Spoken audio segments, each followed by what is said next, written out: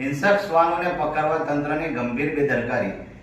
ગોધરા શહેર અને તાલુકામાં 2 દિવસમાં 25થી વધુ લોકોને શ્વાન કરડવાના કેસ નોંધાતા સ્થાનિકોમાં ભયનો માહોલ. ગોધરા શહેર અને ગ્રામ્ય વિસ્તારોમાં રખાતા શ્વાનોનો ત્રાસ ચિંતાજનક સ્તરે પહોંચી ગયો છે. તાલુકામાં 2 દિવસમાં 34થી વધુ લોકોને રખાતા શ્વાને કરડવાના કેસ નોંધાયા છે.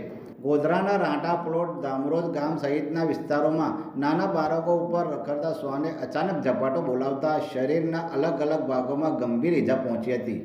રખડતા શ્વાનના હુમલાનો ભોગ બનેલાને તાત્કાલિક ગોધરા સિવિલ હોસ્પિટલ ખસેડાયા હતા. લોકોમાં ગભરાટ ફેલાયો છે અને લોકો ઘરની બહાર નીકળતા ડર અનુભવી રહ્યા છે.